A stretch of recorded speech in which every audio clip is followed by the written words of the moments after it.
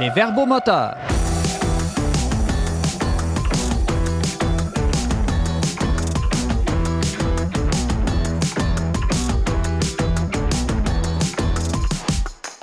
Bonjour et bienvenue à votre émission qui jette un regard chrétien sur l'actualité de la semaine. Ici votre animateur Simon Lessard, en compagnie de mes trois chroniqueurs cette semaine, James Langlois, bonjour. Salut Simon. Benjamin Boivin. Salut. Et Ariane Beauferret. Hello Simon. Alors ensemble, aujourd'hui, nous allons parler du phénomène de réduflation qui affecte tous nos achats au supermarché. Peut-on vraiment faire confiance à nos épiciers?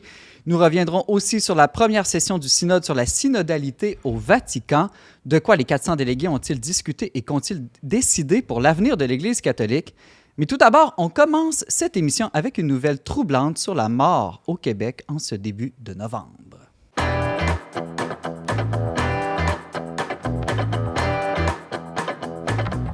James Langlois, jeudi dernier, la commission sur les soins de la commission sur les soins de fin de vie a déposé son rapport annuel dans lequel on apprend que l'euthanasie, aussi appelée aide médicale à mourir, est en forte hausse au Québec. 5 211 personnes ont demandé cette aide médicale à mourir entre les mois d'avril 2022 et mars 2023, soit un bond de 42 %. James, qu'est-ce qui explique cette hausse spectaculaire et est-ce que le gouvernement s'en inquiète? Oui, la ministre, là, Bélanger, c'est pas... je dis pas qu'elle s'inquiète, mais c'est quand même venu à son attention. Elle dit qu'elle va mettre des gens là-dessus pour... Sonia Bélanger, qui est la ministre des aînés, c'est ça? Oui. Puis, donc, elle veut mettre des gens pour enquêter d'une certaine manière sur les causes de cette hausse. Bon, qu'est-ce qu'elle va trouver? On sait déjà que c'est intéressant quand on se penche sur les statistiques, mais on sait déjà que même des fois par région, les statistiques sont variables. Certaines régions semblent avoir plus accès à l'aide médicale à mourir que d'autres. Donc là, il y a un paquet de facteurs là-dedans. Qu'est-ce qui va expliquer ça? On ne sait pas trop. Mais moi, je pense que d'une manière plus large, on peut déjà évoquer que c'est sûr que les gens ont peur de souffrir. Ça, c'est comme un faux choix qui leur est présenté parce qu'on leur dit, soit tu as recours à l'aide médicale à mourir dans les modalités que tu juges, en tout cas, il y a certains critères, mais quand même, dans les modalités que tu juges convenables, ou bien tu as les soins palliatifs, mais il y a une possibilité peut-être que tu souffres. C'est comme si les soins palliatifs avaient un aura d'incertitude, alors que l'aide médicale à mourir, il y a quelque chose de contrôlé, de certain. Fait que les gens, devant ça, ils se disent pourquoi je prendrais la voie qui est incertaine. Parce que les gens, fondamentalement, ne veulent pas souffrir. On a tous peur de souffrir. Donc, c'est sûr qu'on veut aller vers là où on a le plus de contrôle. Non seulement possible. Les gens ne veulent pas souffrir, James, mais en plus, on trouve aujourd'hui plus aucun sens à la souffrance. Jadis, dans une société, une culture chrétienne, la souffrance vécue avec amour prenait sens dans l'existence humaine. Oui, puis ça, c'est intéressant parce qu'il y a deux docteurs qui sont assez impliqués dans la promotion de l'aide médicale à mourir, soit le docteur de l'Espérance et le docteur No, qui évoque souvent, même dans les médias, le fait que si l'aide médicale à mourir augmente, c'est parce que justement, au Québec, on est en ce moment la société dans le monde où il y a le plus d'aide médicale à mourir. Donc, ils vont dire que c'est justement parce qu'on est une des sociétés la plus déchristianisée. Mais à l'inverse, on peut mettre ça dans l'autre sens. Oui, c'est vrai. Donc, c'est comme si les gens perdaient cette espèce de devoir moral de respecter la mort en n'ayant pas recours à l'aide médicale, mais d'un autre côté, on peut voir ça aussi que le fait que justement, il n'y a plus de repères, comme tu disais, à la souffrance ou de repères existentiels sur les fins dernières, sur la mort, ce qui fait que les gens aient recours à cette manière-là de mourir. Ouais, il y a des explications plus matérielles aussi, j'ai l'impression. Là. Il me semble que dans une société vieillissante où il y a beaucoup de pression sur le système de santé, c'est difficile d'obtenir des services de qualité.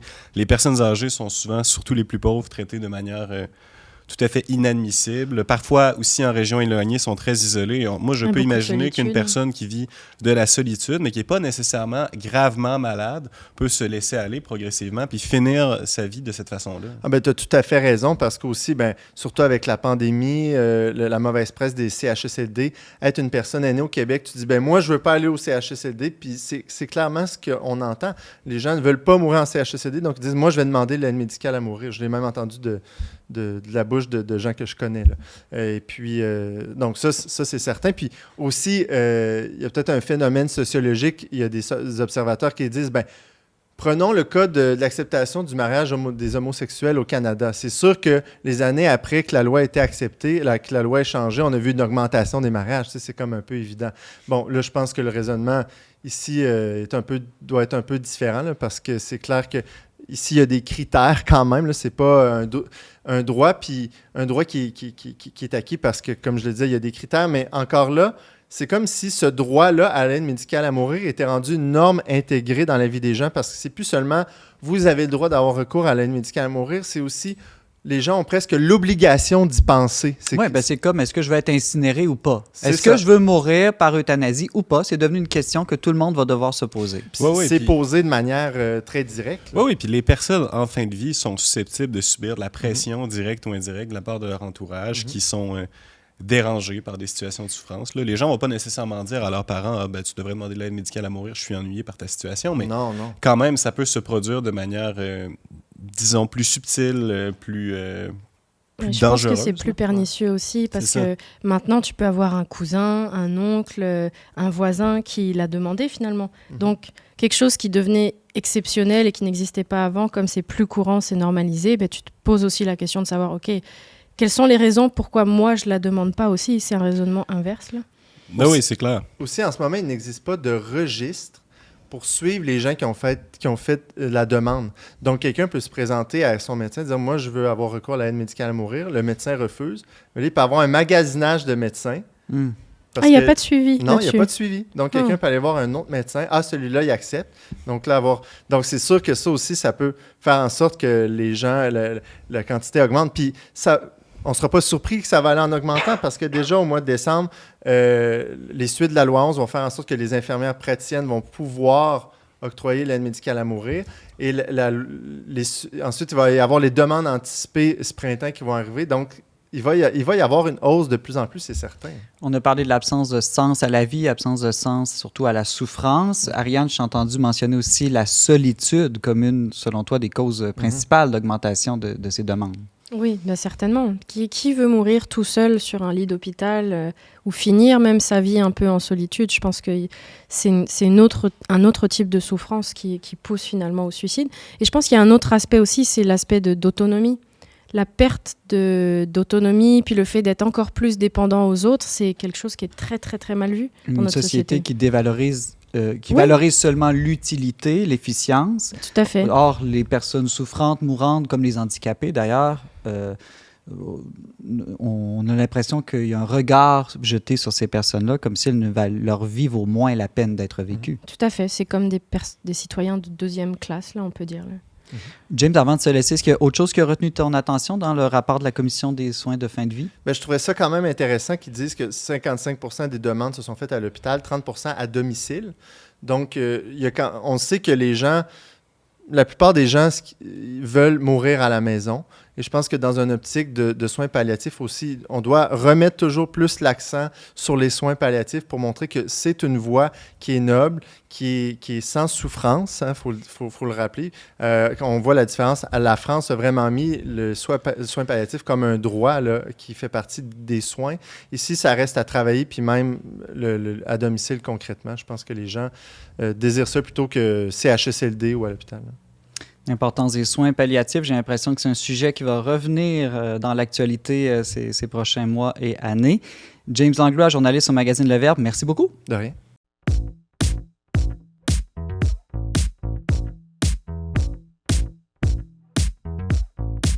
Ariane Beauferret, même si l'inflation commence à redescendre sous la barre des 6 % au Canada, le prix du panier d'épicerie, lui, semble demeurer très élevé. Cette hausse affecte tout le monde, mais plus douloureusement les personnes à faible revenu.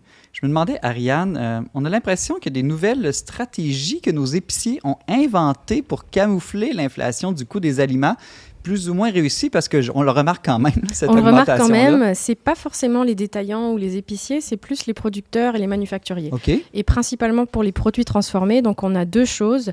On a la déqualiflation. Donc un premier terme barbare.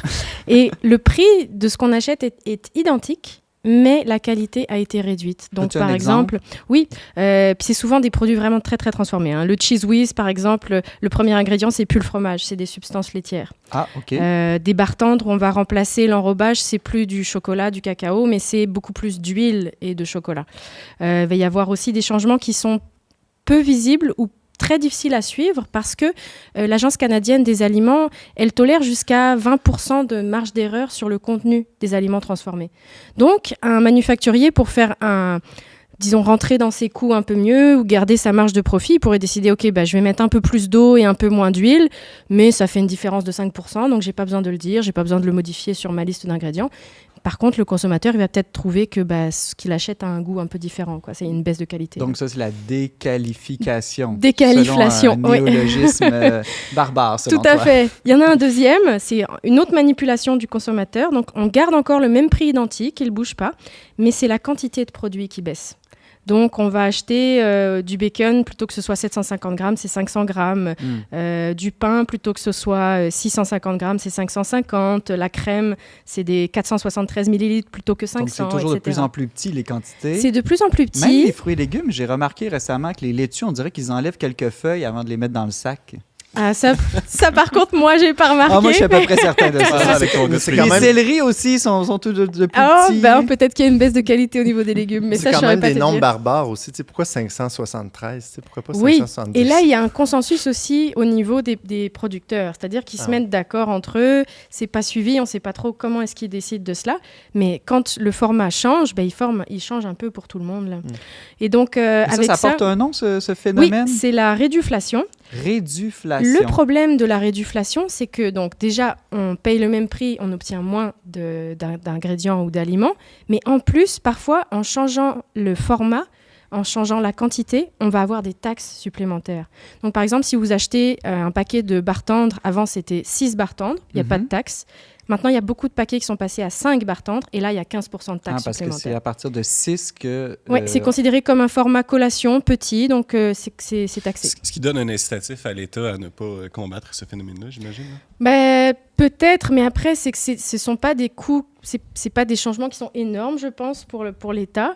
Mais pour le consommateur, par contre, ça change beaucoup sa facture. Oui, certainement. Ariane, je me demandais, est-ce qu'on est condamné, je dirais, à être à la merci de toutes ces stratégies marketing-là? Comment on pourrait imaginer un rapport plus sain entre consommateurs, producteurs, détaillants, épiciers, etc.? Ouais, déjà, c'est de se rendre compte que c'est un problème qui n'est pas... Il ne faut pas chercher un bouc émissaire. Il ne faut pas chercher que ce soit « c'est les grosses enseignes d'épicerie, c'est le producteur ». À la fin, c'est nous qu'on ne veut pas payer plus cher. Il y a Donc, aussi parce que je ne veux l'aspect pas du payer plus consommateur. cher, le producteur diminue ses quantités. Tout à fait. Et c'est ce que vont dire les manufacturiers et les détaillants. Nous, on ne veut pas augmenter les prix. Le consommateur, il cherche toujours le prix le moins cher. On va perdre des clients.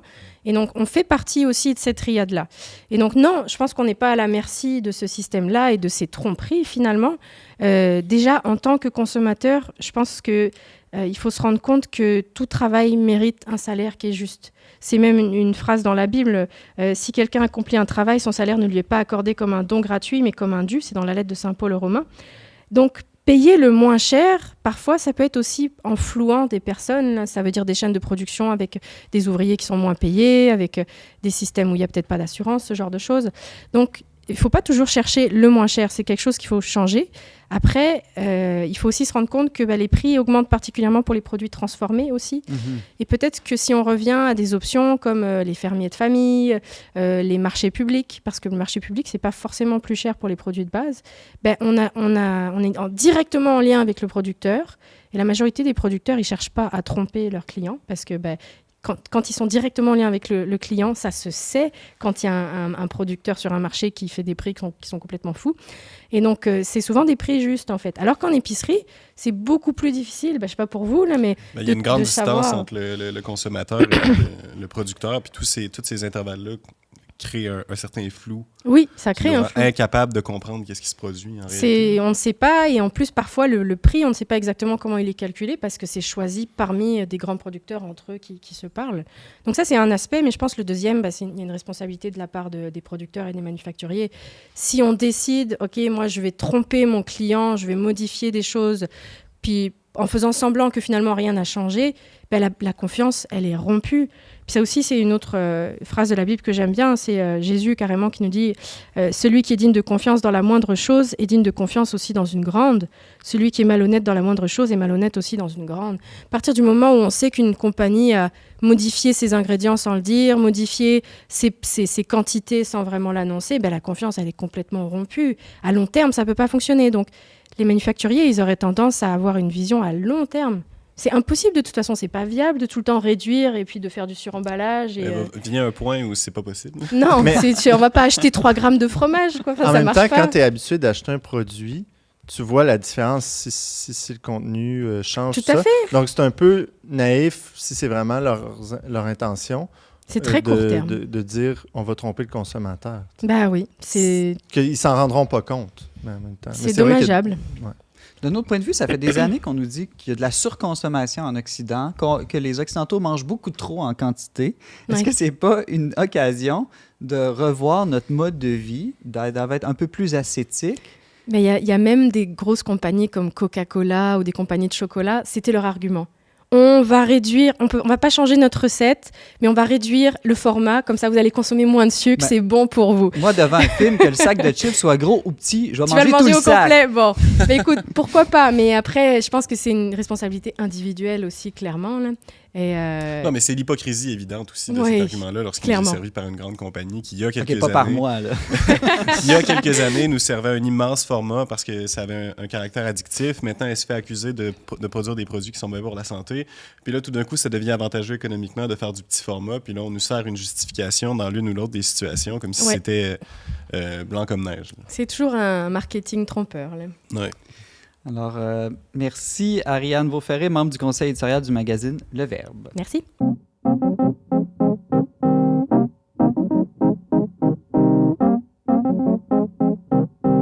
Benjamin Boivin, la première session du synode sur la synodalité s'est clôturée au Vatican le 29 octobre dernier. Cette grande rencontre de l'Église catholique rassemblait plus de 400 délégués de tous les pays et de tous les états de vie, évêques, prêtres, consacrés, laïcs, hommes et femmes. Qu'est-ce qui ressort, Benjamin, de ces 26 premiers jours de discussion? Est-ce que des décisions ont été prises, des déclarations officielles ont été faites? Oui, c'est quand même intéressant de comprendre c'est quoi qui s'est passé. Là. Le synode sur la synodalité, c'est un événement qui se situe dans la continuité d'une pratique habituelle dans l'Église catholique d'avoir des synodes d'évêques à échéance plus ou moins fréquentes, là, habituellement sur des sujets particuliers qui concernent la foi. Celui-là avait la particularité, premièrement, d'être beaucoup plus long. Hein. Il a commencé en 2021 à des échelles locales. Il s'est poursuivi à l'échelle diocésaine. Ensuite, une certaine innovation à l'échelle continentale. Et maintenant, on est vraiment rendu dans la phase universelle. C'est pour ça qu'on en parle davantage. Mais il y a 2 phases en plus. Et là, il y a 2 phases à Rome. Il y en a une cette année, en 2023, qui vient de se terminer. Il y en aura une autre l'année prochaine qui va durer à peu près la même période au mois d'octobre. Et c'est celle-là qui va vraiment produire des résultats définitifs. OK, c'est pas la première session de 55. Non, c'est la première session de 2, mais tout de même. Et cette ampleur-là du synode fait dire à beaucoup de gens qu'il s'agit peut-être de l'événement le plus important dans l'histoire de l'Église depuis le Concile Vatican II. Mais pour répondre directement à ta question, il n'y a pas vraiment de décisions claires ou fermes qui ont été le produit de ce synode-là. Ce qui est un peu normal puisque c'est pas terminé. Exactement. On est dans une phase transitoire. Là. L'instruction qui a été donnée aux participants au synode, ça a été de retourner dans leur église locale et puis d'essayer de vivre de manière synodale durant la prochaine année. Il y a quand même 2 documents qui ont été produits. Là. Le premier, c'est ce qu'on a appelé une lettre au peuple de Dieu, là, qui est un très court texte qui a été produit par le synode. C'est intéressant parce qu'après tout, le synode est censé représenter, puisqu'il inclut, comme tu l'as dit, des laïcs et des gens qui ne sont pas des évêques, est censé représenter le peuple de Dieu, ou du moins une tranche du peuple de Dieu. Ce qui n'était pas le cas des autres synodes, non? Exactement. Précédemment, les synodes étaient... le synode, en tant que tel, c'est une institution qui est censée représenter auprès du Saint-Père le collège épiscopal. Donc, c'est une fraction des évêques du monde qui sont censés soutenir le pape dans sa prise de décision. Mais là, on a choisi d'inclure non seulement des représentants qui sont observateurs, ce qui a déjà été le cas dans le passé. Là, il y a déjà eu des non-évêques observateurs dans des synodes. Mais là, vraiment, il y a des représentants du laïcat et puis d'autres ordres dans l'Église, la vie religieuse, qui ont été inclus et qui ont le droit de vote. Donc, il y a vraiment un changement dans la nature du synode, pourrait-on dire. Qu'est-ce que ça signifie? Là? Il y a beaucoup de débats sur cette question-là. Et donc, il y a eu cette lettre-là au peuple de Dieu qui a été produite. C'est un peu comme si le peuple de Dieu s'adresse au peuple de Dieu. Mais bon, c'est pas inintéressant. Puis il y a aussi un rapport de synthèse qui a été produit d'une 40aine de pages. Il a été publié samedi dernier. Et puis ce rapport de synthèse-là, d'une certaine manière, il recadre un peu la conversation. Parce qu'on sait que le synode sur la synodalité, depuis plusieurs semaines, a suscité beaucoup de controverses, notamment autour de questions qui reviennent un peu habituellement là, lorsqu'on consomme des contenus médiatiques sur l'Église, là, la question du sacerdoce féminin, la question du mariage entre personnes de même sexe. Et puis, de façon intéressante, le pape François a choisi de publier de la documentation sur ces questions-là de manière, juste avant le début du synode, de manière un peu à exclure ces sujets-là de la conversation pour que le synode puisse porter sur la synodalité. Qu'est-ce que c'est maintenant la synodalité? Là? Parce que moi, j'ai pas flirté, mais disons survolé le document. Puis ça parle, on dirait, de tellement de choses. De missions, de pauvres, de migrants, racisme, œcuménisme, cléricalisme, femmes, laïcs, abus sexuels, vie consacrée, diaconat, célibat des prêtres, rôle des évêques, puis il y en a d'autres. Ah oui, Finalement, ça parle de quoi, ce synode-là? Oui, puis il y a tout ce que tu dis là, qui fait partie du document, puis il y a aussi toutes ces autres choses, j'en ai mentionné quelques-unes, mais qui étaient attendues du synode par les uns pour les autres, les plus progressistes qui espéraient des changements plus radicaux, les plus conservateurs qui espéraient éviter toute forme de changement. Mais je pense que le cœur de l'affaire du synode sur la synodalité, c'est un débat de structure, c'est un débat de gouvernance. À l'intérieur de l'Église, depuis sa fondation, l'Église est gouvernée est comme une société épiscopale, c'est-à-dire que la gouvernance est le fait des évêques. Et puis, le but du synode sur la synodalité, si l'on veut, c'est d'actualiser, de réaliser le désir du Concile Vatican II, de faire en sorte que l'Église soit une institution qui vive davantage dans la co-responsabilité, c'est dire dans la participation active de tous les fidèles à la gouvernance de l'Église, chacun selon son charisme et son rôle. Ça ne veut pas dire qu'il n'y a plus d'évêques.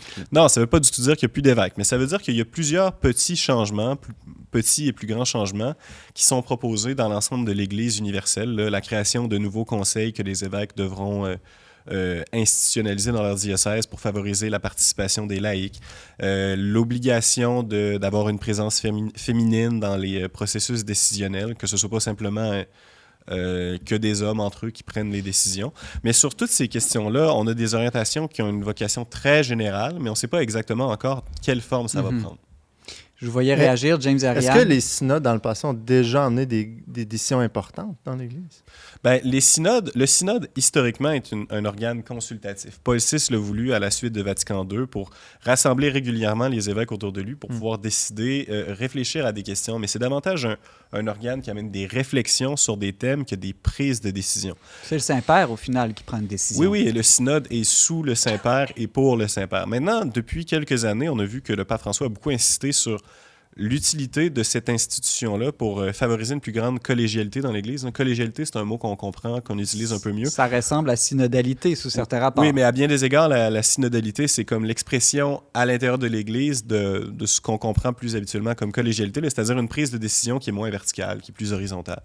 Et donc, le synode, le pouvoir décisionnel du synode a été renforcé par une série de réformes dans les dernières années, mais ultimement, ce synode-là va produire un nouveau rapport de synthèse l'année prochaine, qui, lui, va être sujet à une approbation du Saint-Père, qui sera celui qui aura le mot final. Et éventuellement, il pourra choisir de produire une exhortation apostolique qui va peut-être impliquer certaines réformes qui vont changer des modes de gouvernance dans les diocèses, puis peut-être dans l'Église universelle, mais on ne parle vraiment pas de changements de nature dogmatique ou doctrinale dans l'Église, là, comme on en entend souvent parler. Il me vient une objection que j'ai entendue de plusieurs observateurs. C'est pas un peu très autoréférentiel, tout ça? Le pape François dit qu'il faut arrêter de parler juste de nous-mêmes tout le temps. Puis là, pendant 2-3 ans, l'Église parle d'elle-même, de sa manière de se gouverner, d'être ensemble.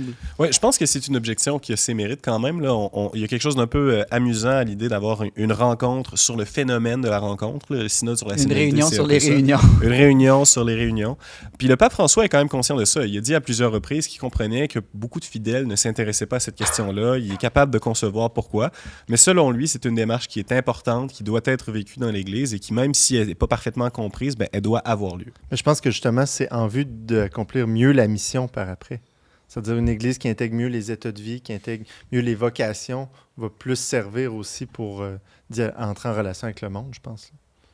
Merci. Benjamin Boivin, tu es responsable des publications au magazine Le Verbe. J'ai l'impression que comme il y aura une deuxième session de ce synode, le sujet va revenir dans l'actualité. Sans doute.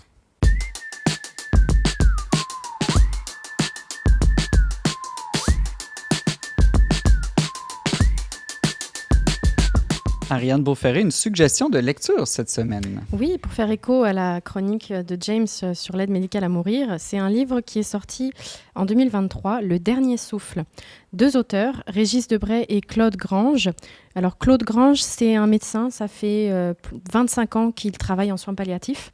Et donc il a décidé d'écrire un très court livre avec un philosophe, Régis Debray, où c'est principalement son expérience, les rencontres qu'il a faites, comment les relations se sont construites aussi avec les patients, comment est-ce qu'il a observé la fin de vie. Et donc, lui, ce qu'il dit, c'est vraiment, ça prend un courage qu'on n'a plus d'observer la mort, en fait, et de l'accompagner. Et donc, c'est vraiment des témoignages concrets, si vous voulez comprendre c'est quoi les soins palliatifs, en fait. C'est intéressant, c'est pas juste des idées, là, c'est ancré dans une pratique ça termine de terrain. par des idées, il y a un petit essai sur la mort et sur l'accueil de la mort à la fin, mais au début, c'est vraiment, OK, qu'est-ce qui se passe quand on accompagne des personnes en fin de vie? C'est quoi les difficultés rencontrées? Et comment est-ce que... Ça parle de relations, en fait. Comment se construisent les relations entre le médecin et la personne en fin de vie? Et comment est-ce que ça prend du temps également pour accueillir cette fin de vie? Donc, ça s'intitule « Le Dernier Souffle, accompagner la fin de vie » par Claude Grange et Régis Debray aux éditions Gallimard. Merci, Ariane. James Langlois, un nouvel album ou plutôt un micro-album pour Clopelgag? Oui, exact. On dit souvent mini-album, un EP en fait. Puis c'est un EP qu'elle a co-réalisé librement avec 2 acteurs importants de la scène musicale montréalaise. Donc, librement, ça veut dire quoi? Ben, c'est-à-dire, il n'y avait pas d'objectif de vente ou c'était pas une commande non plus de leur étiquette. C'était plus, on se met ensemble et on fait de la musique. C'est ça. Donc, Joseph Mialcéan, qui est un guitariste formidable, qui a collaboré notamment avec Ariane Moffat. Il a fait un album aussi avec Philippe Brault. Et puis, Samuel Gagou, que je connaissais pas, mais qui est un multi-instrumentiste aussi très réputé. Donc, c'est un mini-album. Ça se veut... c'est très guitare, là, c'est très mélodique, mais en même temps, c'est ça, très introspectif, c'est très doux. Il y a des atmosphères beaucoup qui se dégagent. Ouais. Ils ont même fait des petits clips vidéo là, qu'on voit sur Internet avec des caméras, avec des effets vieillots, mais en tout cas, bref, c'est des paroles toutes simples. Je pense que c'est un espèce de projet explorateur. Est-ce que musicalement, c'est dans la continuité de ce qu'on connaît de Clopelgag? Non, c'est assez différent. C'est ça, beaucoup plus épuré, beaucoup plus minimaliste. Merci, James. D'ailleurs, on va se laisser cette semaine sur la chanson « Couleur préférée » de l'auteur-compositrice-interprète québécoise Clopelgag. C'est tiré de ce plus récent micro-album « Sieste sur l'oreille droite ». C'est le titre de cet album, « Sieste sur l'oreille droite », sorti le 24 octobre dernier. Merci beaucoup, Ariane, Benjamin et James. Merci aussi à Marie Laliberté, Marianne Martin et Barthélemy Rieux à la réalisation technique. Pour réécouter, commenter, partager cette émission, rendez-vous sur les plateformes Facebook et YouTube. Vous pouvez aussi nous écrire vos questions, vos opinions. Toujours intéressés de vous entendre. C'était Simon Lessard à l'animation. On se retrouve la semaine prochaine pour une autre émission des Verbomoteurs.